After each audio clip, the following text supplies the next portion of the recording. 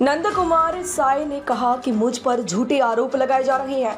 मेरी गरिमा को लगातार ठेस पहुंचाई जा रही है, जिससे मैं आहत महसूस कर रहा हूं। उन्होंने अपना इस्तीफा स्वीकार करने का आग्रह करते हुए कहा था कि बहुत गहराई से विचार करने के बाद मैंने बीजेपी में अपने सभी पद और पार्टी की प्राथमिक सदस्यता से इस्तीफा दिया। नंद कुमार राय प्रदेश में आदिवासी नेता के रूप में ये नाम इज्जत से लिया जाता रहा। विधायक, सांसद और प्रदेश के पहले नेता प्रतिपक्ष रहे। बाद में धीरे धीरे इनके अपनों ने ही इनका कद कम करना शुरू कर दिया। राजनीति में सिर्फ इज्जत ही काफी नहीं, पद मायने रखता है। पिछले लंबे वक्त से पद के मामले में नंद कुमार साय भाजपा में उपेक्षित चल रहे थे। इनके अपने ही संगठन के नेताओं ने इनसे किनारा किया और धीरे धीरे हालात इतने खराब हुए कि साय ने अब भाजपा से इस्तीफा दे दिया। वो पार्टी जिसमें छात्र राजनीति से लेकर सीएम पद की दावेदारी तक बात बढ़ी, उसे साय छोड़ चुके हैं। पार्टी की कमियों को मीडिया के सामने गिनाना, इशारों में बड़े नेताओं की खामियों पर बात करना और सबसे बड़ी बात, हमेशा आदिवासी सीएम पद के हिमायती बने रहने की वजह से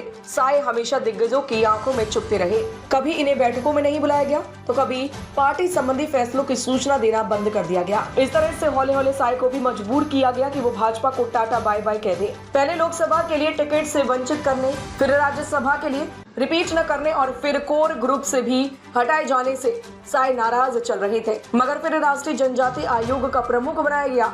यह भी आगामी चुनावों की वजह से एक औपचारिकता साबित हुई। इसके बाद प्रदेश भाजपा में अहम फैसले साय के बिना ही होने लगे। एक बड़ी बैठक में आमंत्रित तक नहीं किए जाने के बाद साय ने कहा था, पता नहीं है लोग क्या चाहते हैं। कई लोग यह संदेश देने लगे थे कि पार्टी में अब साय के दिन लग गए हैं। आरक्षण के बड़े मुद्दे पर साय ने दिसंबर जनवरी में अकेले ही धरने पर बैठने का फैसला किया। पार्टी के नाम और बैनर का प्रयोग नहीं किया। मीडिया में चर्चा हुई तो भाजपा के कुछ नेता धरने में कुछ देर के लिए तो शामिल हुए, मगर रायपुर के देवेंद्र नगर चौक के पास देर शामों तक अकेले आदिवासी गीत सुनते साय धरने पर बैठे रहे।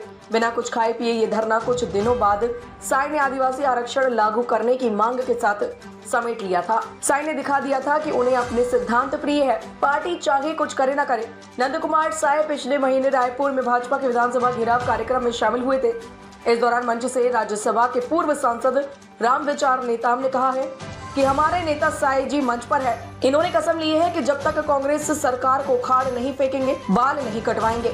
साय ने भी हाँ में इशारा करते हुए जनता का अभिवादन स्वीकारा। अब साय ने भाजपा छोड़ दी है कि कांग्रेस का हाथ थाम रही है। अब तक अपनी कसमों और प्रतिज्ञाओं को साय पूरा करते रहे हैं, मगर भाजपा के साथ जारी सियासी सफर में ली गई ये आखिरी कसम कैसे पूरी होगी, इसकी चर्चा अब हर कोई आज कर रहा है। ताज़ा खबरों से जुड़े रहने के लिए हमारे चैनल को सब्सक्राइब करें और बेल आइकन को दबाना ना भूलें, ताकि हर खबर की नोटिफिकेशन आपको मिलती रहे।